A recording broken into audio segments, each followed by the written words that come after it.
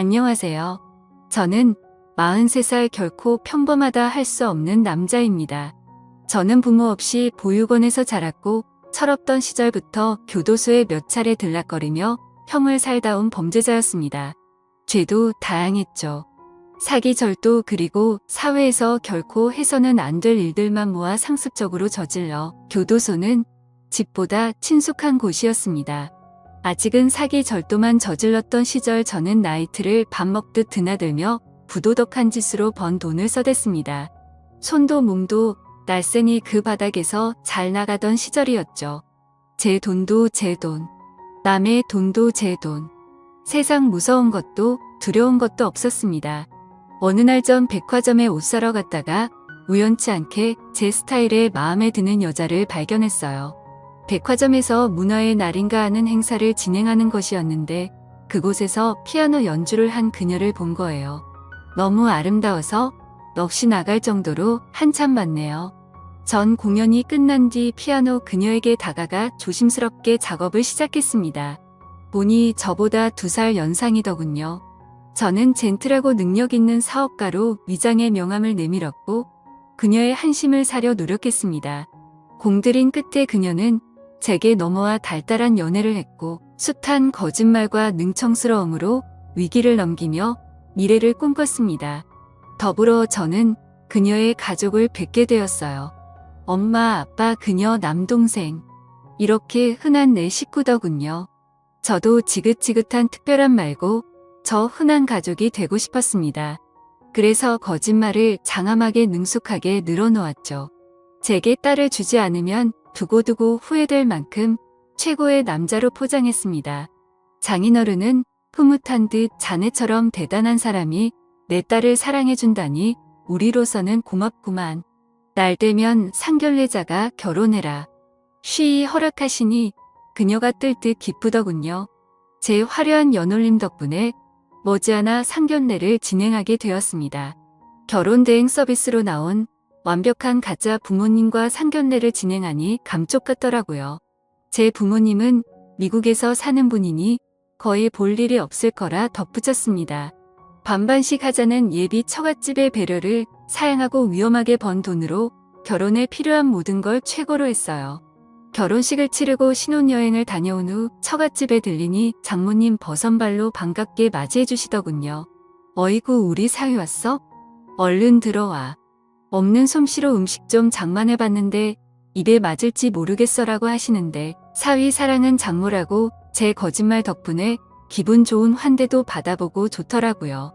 흡사 진짜로 그들의 가족이 된 것 마냥 행복했습니다.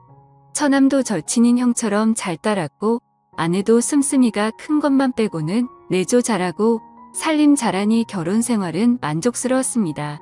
그러나 행복은 오래가지 않았습니다. 어느덧 아내에게 질린 저는 또 다른 여자를 찾기 시작했던 겁니다. 생활비도 잘 갖다주지 않고 밖으로 나돌기에 바빴습니다. 그 때문에 아내랑 매일 같이 싸우니 자연스레 외박도 잦게 되더라고요. 그때 장모님이 저를 찾아오셨습니다. 처음엔 속 썩이지 말라고 잔소리라도 할 요량으로 찾아왔나 싶더니 아이러니하게도 절 안쓰럽게 보시며 최서방 왜 이렇게 말랐어? 바쁘더라도 끼니 잘 챙겨가면서 이해하지 안 그러면 병나. 바깥을 해서 돈 버는 게 쉽지 않을 텐데 하는 사업이 잘 안 되면 일단 이걸로 생활비 보태 쓰는 게 어떻겠나?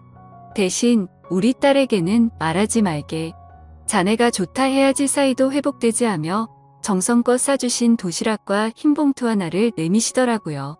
저는 건성으로 감사하다고 하고 도시락은 버리고는 돈 봉투만 챙긴 뒤 그걸 또 그날 밤 몽땅 탕진해버렸네요. 덕분에 아내와는 골이 깊어질 대로 깊어졌고 이어 돌이킬 수 없는 사건이 터져버리고 말았습니다. 나이트에서 한창 재미 좀 보고 있는데 어느 밥맛 없는 놈과 우발적으로 시비가 붙었어요. 결국 그 사람과 옥신각신하다 저는 사고를 치고야 말았습니다. 두려움에 몸이 부들부들 떨리더군요. 멍청하게 넋놓고 있는 바람에 경찰한테 현행범으로 잡혀갔습니다.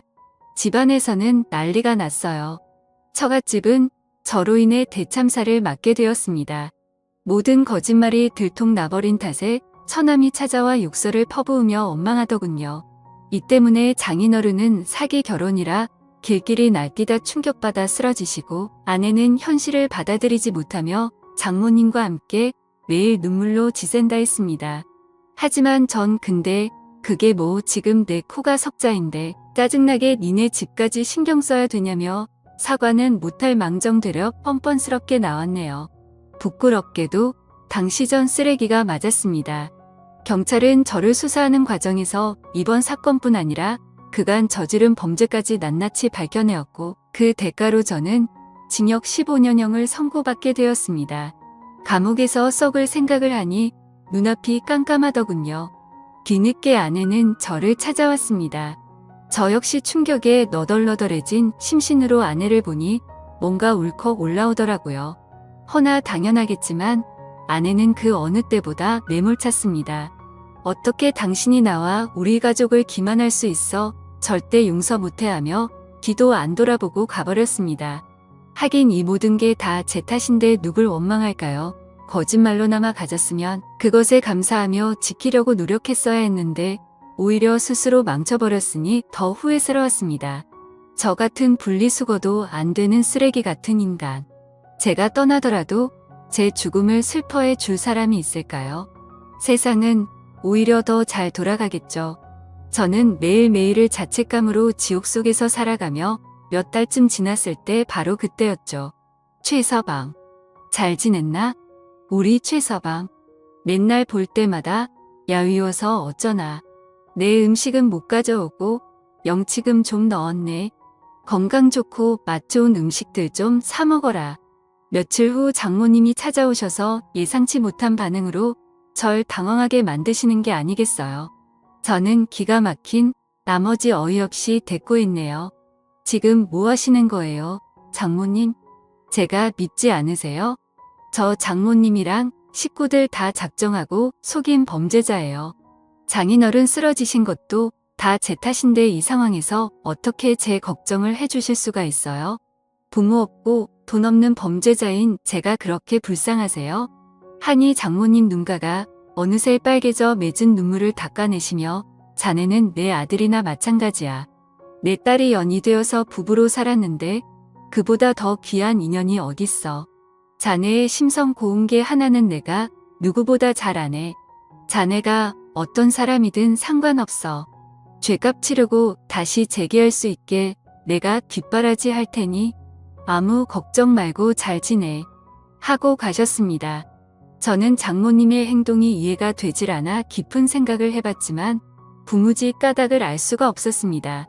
내버려지 같은 인생 전반을 알게 됐으니 그 일순간의 감정으로 알량한 동정심에 이러다 말겠지 싶었는데 장모님은 주기적으로 면회를 오시며 사람을 사랑하는 법을 몰랐던 제게 큰 희망과 위안이 되어 주셨습니다. 그렇게 15년이라는 시간이 흘렀습니다. 그 사이 장모님 연세도 많이 드셨더라고요. 28살에 교도소에 들어와 날씨가 굳을 때도 힘들 때도 상관없이 변함없이 배워서 세월이 흐르는 것조차 잘 모르고 있었습니다. 저와 장모님이 다시 세상에서 만났을 때 제 나이는 43살이고 장모님의 나이는 68세셨습니다. 우리 아들 드디어 나왔네. 그간 고생 많았어. 많이 힘들었지? 우리 앞으로는 새 사람으로 잘 살아보자. 장모님께서는 희끗한 머리로 제 손에 하얀 두부를 쥐어주시며 저를 위해 성스러운 모습으로 기도해 주셨는데 저도 그 기도에 화답하며 두 번 다시 악의 길을 쫓지 않겠다고 맹세했습니다. 15년 동안 참 많은 게 바뀌었습니다. 장인어른은 평소에 혈압이 높아 갑자기 쓰러져서 안타깝게도 일찍 운명하셨고 처남은 결혼해서 가정을 꾸려 해놨고 아내 역시 저 그렇게 되고 얼마 안 가 좋은 남자 만나 결혼해 지금 아이를 낳고 잘 산다고 합니다. 제가 그들 인생의 애초부터 첫 슬적으로 돌아가 너무나도 잘 살고 있으니 마음이 놓이다가도 한편으로는 씁쓸하다군요. 참 사람의 마음이 이상하지요. 잊혀졌으면 좋겠는데 한편으로는 잊혀지는 게 아쉬우니 말이죠. 모든 게 다 변했는데 변하지 않은 사람이 있었다면 바로 장모님이셨습니다. 전 장모님께 은혜를 보답하기 위해 취업 준비를 했어요. 확실히 전과가 있으니 쉽지는 않더라고요. 냉담한 차별의 시선에 저도 모르게 주춤거렸고 스스로 합리화를 하며 유혹의 길을 생각할 때쯤에 항상 장모님께서 엄하게 당부하셨습니다. 우리 아들 엄마와 한 약속 안 잊었지? 세상은 스스로 돕는 자를 돕는 법이다. 내가 변함없이 노력하면 문이 반드시 열릴 거야. 내가 날 받아주었던 것처럼 말이야. 곁에서 우리 아들이라 하시며 잡아주셨던 장모님 아니 어머님네. 저는 그렇게 장모님의 아들로 살게 되었습니다. 저는 취업 대신 이번에도 장모님의 도움으로 푸드트럭으로 장사를 시작했습니다.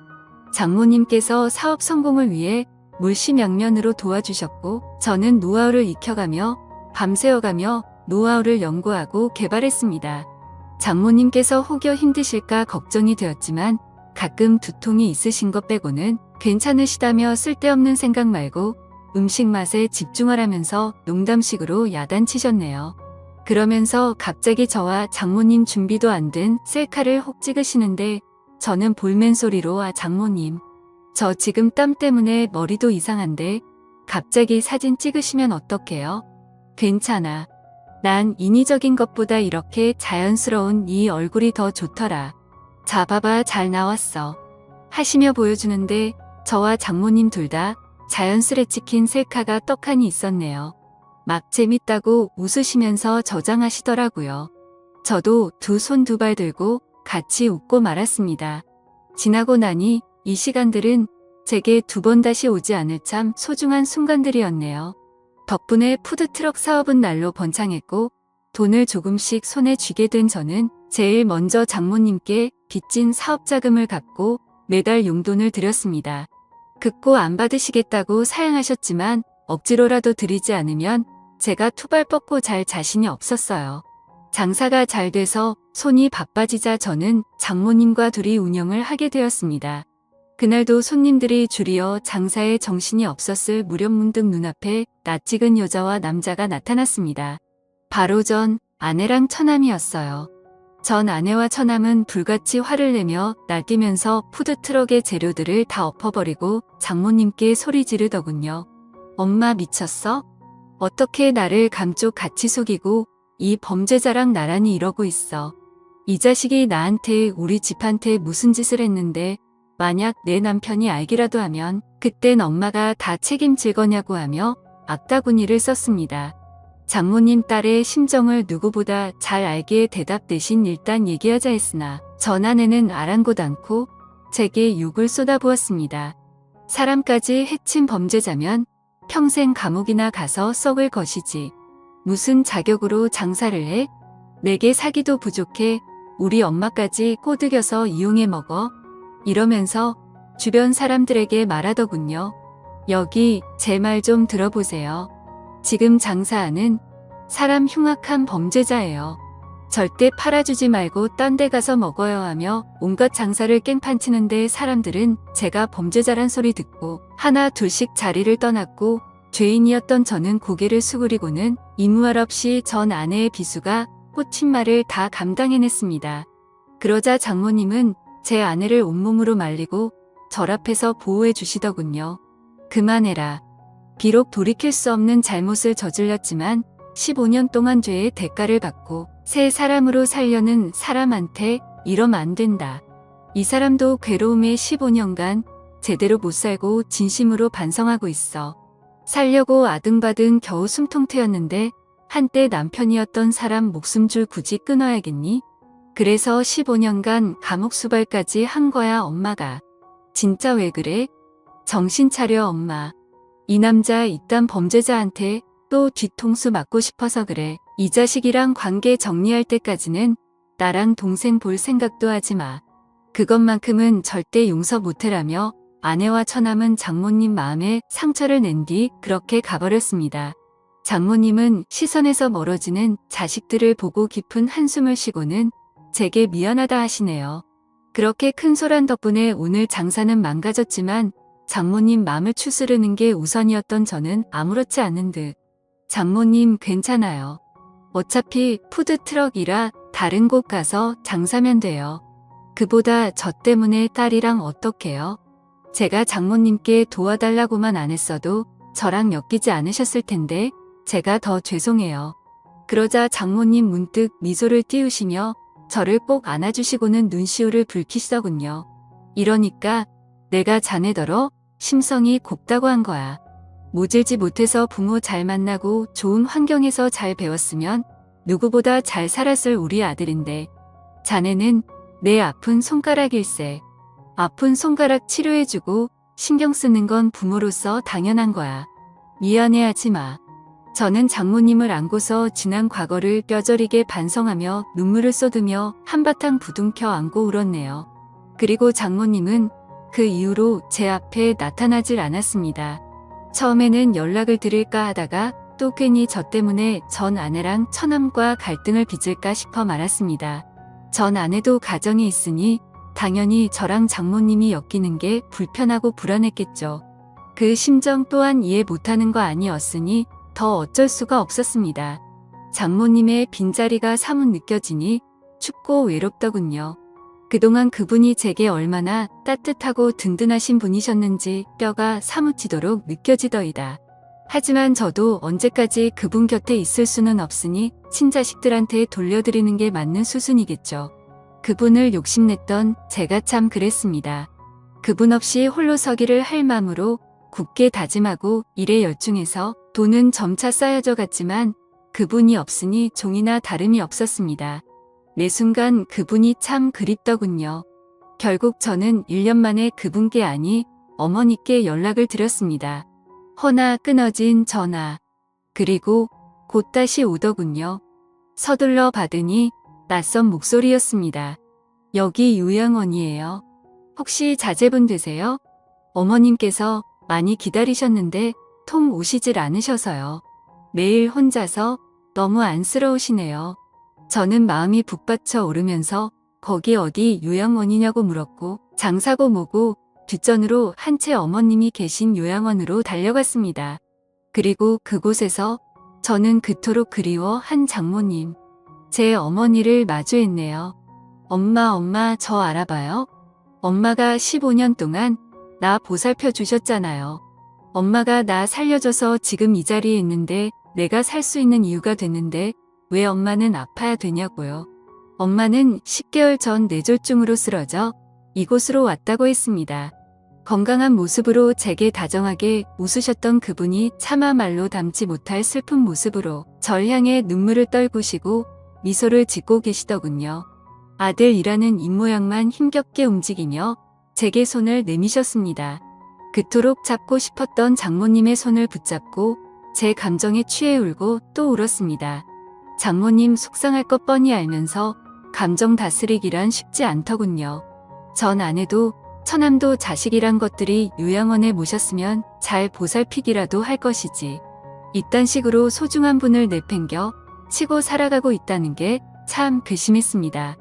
찾아가서 다 뒤집어 엎고 싶었으나 엄마의 살과 뼈로 만들어진 사랑하는 자식인데 그분의 핏줄을 제가 어찌 감히 건드릴 수 있을까요? 그저 죄의 대가를 하늘에게 떠넘기며 그 누구도 미워하지 않기로 안간 힘을 썼습니다. 뇌졸중 때문에 말씀이 힘든 상황에서도 불구한데 휴대폰을 늘 갖고 계셨다 합니다. 바로 휴대폰 안에 사진들 때문에요. 사진첩들을 보니 장모님의 가족 사진들이 수백 장 있더라고요. 전 아내와 처남의 가족들도 처음 보았습니다. 환하게 웃고 혼잣말을 취하고 있는 사진들 중에 어느 바보같이 나온 우스꽝스러운 사진이 제 시선을 사로잡더군요. 바로 장모님께서 훅 들어와 찍은 바보같이 나온 저와 장모님의 셀카였습니다. 뒤늦게 본 배경화면도 그 사진이더군요.